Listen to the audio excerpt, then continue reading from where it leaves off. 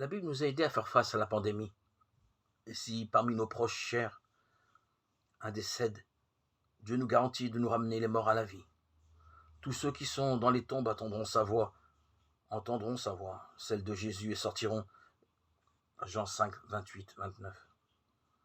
Après l'arrêt des activités respiratoires, cardiaques et cérébrales, la force vitale quitte peu à peu les cellules de l'organisme. La mort est le contraire de la vie. Genèse 3, 19.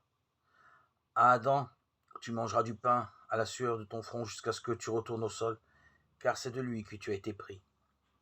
Tu es poussière, tu retourneras à la poussière. Romains 5, 12, 17, 19. Par un seul homme, Adam, le péché est entré dans le monde, et par le péché, la mort.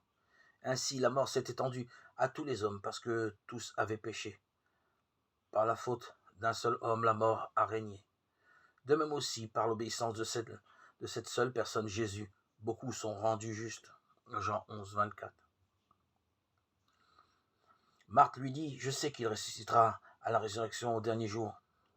Jésus lui dit, je suis la résurrection et la vie. Celui qui exerce la foi en moi, même s'il meurt, reprendra vie. Résurrection implique le retour de la poussière à la vie de l'individu avec toutes ses caractéristiques relevées en tant qu'humain. L'Apocalypse 20, 13. Et la mer a rendu les morts qui se trouvaient en elle. Et la mort et la tombe ont rendu les morts qui se trouvaient en elle. Et ils ont été jugés chacun selon ses actions. Apocalypse 25. Les autres morts n'ont pas pris vie avant la fin des 1000 ans. Pris vie implique ici bien plus que mener une existence humaine, c'est atteindre la perfection et être affranchi des effets du péché adamique. Apocalypse 21, 3, 4. Alors j'ai entendu une voix forte venant du trône dire, voyez l'attente, la protection de Dieu est avec les humains, et il habitera avec eux, ils seront son peuple. Et Dieu lui-même sera avec eux, et il essuiera toute larme de leurs yeux, et la mort n'existera plus. Il n'y aura plus deuil, ni cri, ni douleur. Les choses anciennes ont disparu. Nous reviendrons au projet initial de Dieu, Genèse 2, 15. Dieu prit l'homme et l'installa dans le jardin d'Éden pour qu'il le cultive et en prenne soin. Remplissez la terre et soumettez-le, Genèse 1, 28. Jésus a dit, Jean 17, 3, cela signifie la vie éternelle, qu'ils apprennent à te connaître, toi, le seul vrai Dieu. Pour survivre à la fin du mal et vivre éternellement, il nous faut donc apprendre à connaître Dieu. Il ne s'agit pas simplement d'accepter qu'il existe ou de connaître certains faits à son sujet.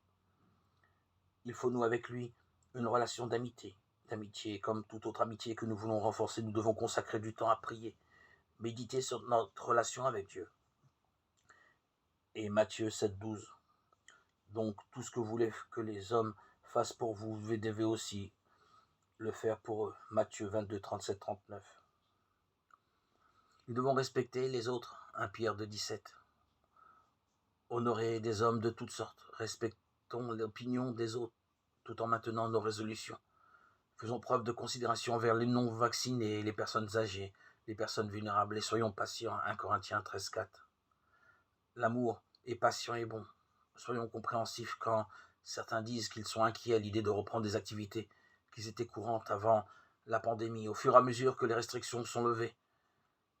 Si nous avons du mal à reprendre nos activités, soyons patients avec nous-mêmes.